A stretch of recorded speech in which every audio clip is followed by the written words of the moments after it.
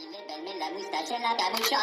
Casito patanilo, mira tacatiki puneti. Casito patanilo, mira tacatiki puneti. Casito patanilo, mira tacatiki puneti. Casito patanilo, mira tacatiki tacatiki. Casito patanilo, mira tacatiki puneti. Casito patanilo, mira tacatiki puneti. Casito patanilo, mira tacatiki puneti. Casani levarme la moustache en la capucha.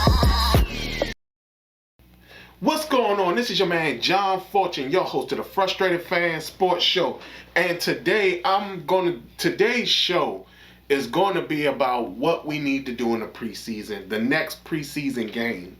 And some of the things that we're going to have to really pay close attention to as this preseason game goes along.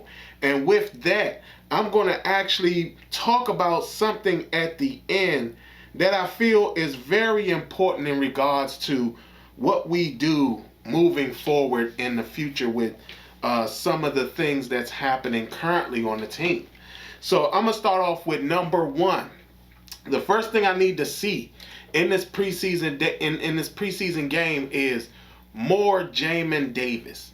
The first preseason game, we didn't get to see a lot of him, especially with the starting unit. It seems like he's still learning a few things, but I was really concerned because, again, we're talking about Jon Bostic probably playing a lot of snaps. Hopefully that isn't the case this year.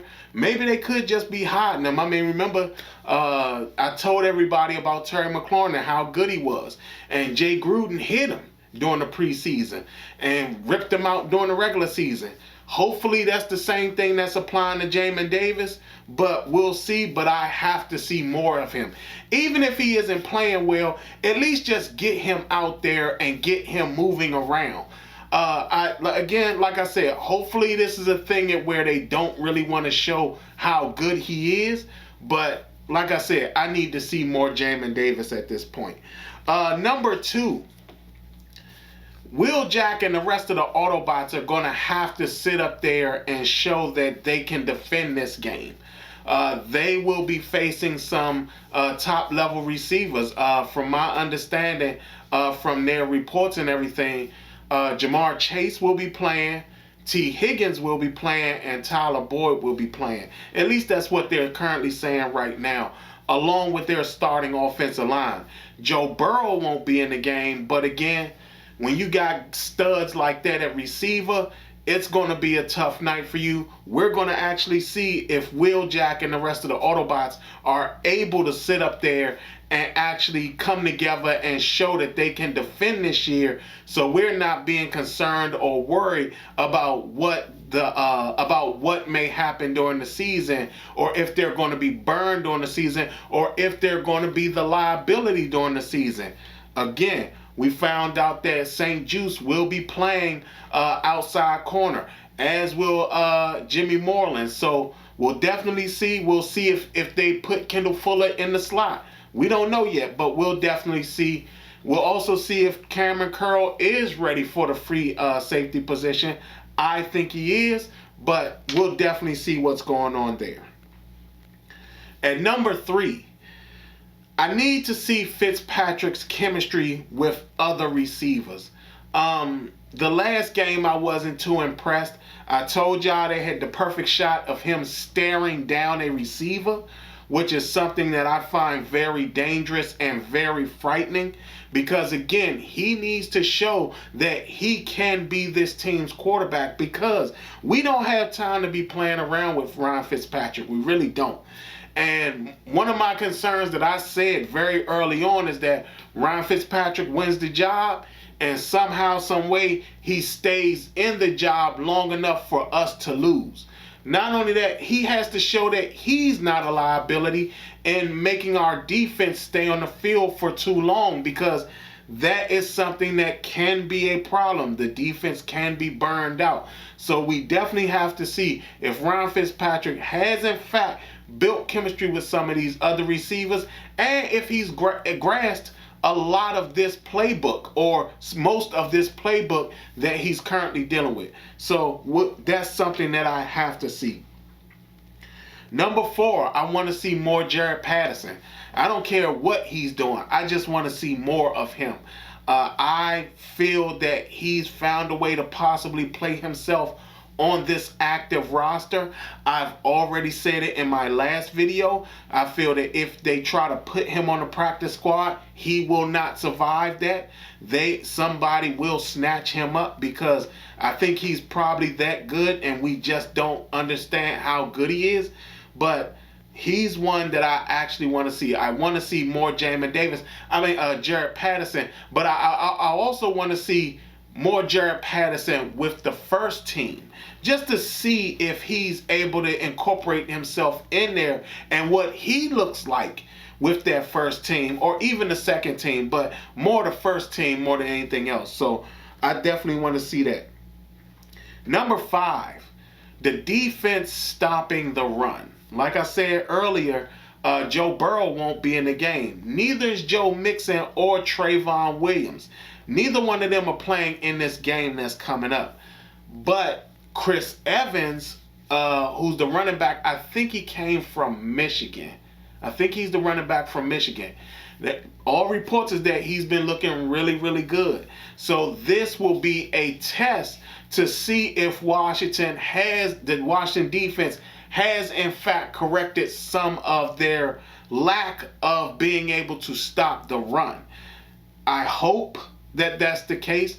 I'm praying that that's the case, but we'll definitely see what happens in regards to that, because this will be a real concern going into the season if we cannot stop the run.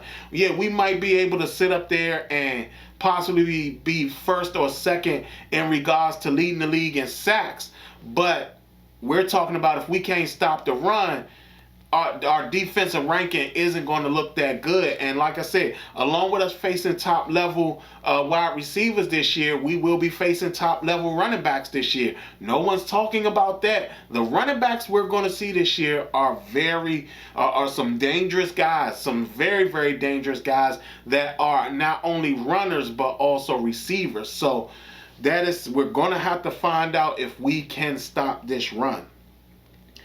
And last but not least, the last thing I need to see in this preseason is Dustin Hopkins making more kicks. I want to slow down on this for a hot second, because I've been noticing that a lot of people have been upset and angry and mad and furious about Dustin Hopkins and his misses and everything like that, without kind of understanding the mechanics that goes on with the kicking game, and the fact that they got Nick Sundberg is no longer there. You know, people kind of try to equate that, you know, he was messing with Nick Sundberg and everything like that. As y'all Washington historian, you know, I'll declare myself that. For me, I liked what Ron Rivera has done in regards to defending Dustin Hopkins. Understand this, and I've been a proponent of Ron Rivera. I've criticized him on things that he did wrong, but I've also praised him on things that he's did right. This is another thing that he's done right. To be quite honest, this is something that I think he's done correctly. I understand that sometimes we look at situations and we think that getting rid of a guy is just the right thing to do. But when it comes to kickers, especially place kickers, good ones don't come up often. And because good ones don't come up often, there's sometimes where you have to tread lightly on giving up or getting rid of a kicker. A lot of you remember the 2000 season, but a lot of you don't really remember that 2000 season. How many of y'all remember who our kicker was in the 2000 season? Some of y'all may say it was Brett Conway. Some of y'all may say it was Eddie Murray. The answer is yes, you're right. Both of them was our kicker in the 2000 season. But so was Scott Blanton, Michael Husted, and Chris Hepner. We went through 5 kickers in the 2000 season. And to be quite honest, we not only were we in quarterback purgatory for so long, we were in kicker purgatory for so long as well. Not only that, we gave up on kickers way too fast. How many of y'all remember Graham Gano being here? How many of y'all remember Sean Sweezum being here? Steven Hauschka. All these guys were actually here. Those guys were here at one time. And we gave up on a lot of guys, especially in that 2000 season.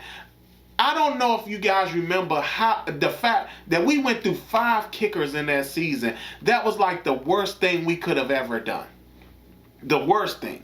Because it was one of those situations where we gave up on kickers that we necessarily didn't have to give up on kickers.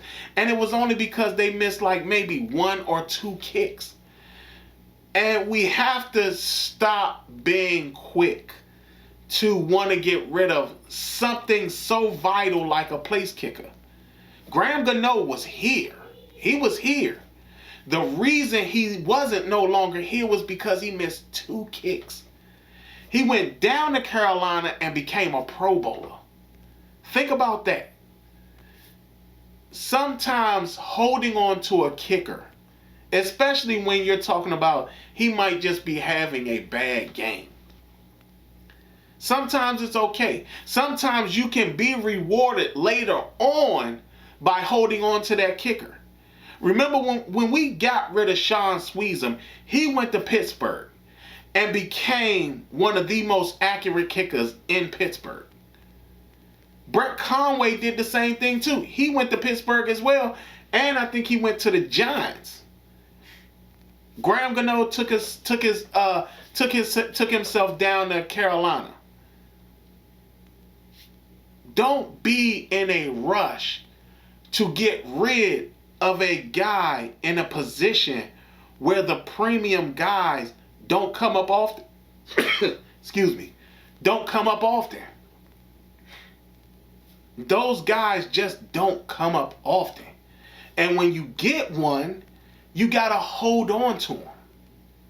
And I get that, yeah, he missed 2 kicks in a preseason game and he missed a few kicks during the season. But understand this, there was times where his kicks actually won us games. So before you jump to judgment and try to get rid of a kicker in a position that is hard to find the premium guys in that position, you might want to rethink that. Now, does Dustin Hopkins need to make more kicks? Yes. He needs to make more kicks. He needs to be more accurate on his kicks. He needs to make sure he's making these kicks. But even with that being said, we can't throw him out on the street, especially when we're not certain what his replacement is going to be.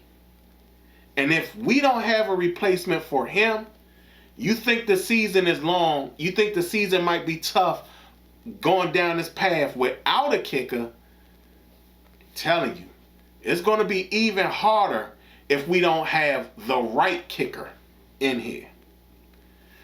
Other than that, this has been your man John Fortune, and this has been the Frustrated Fan Sports Show.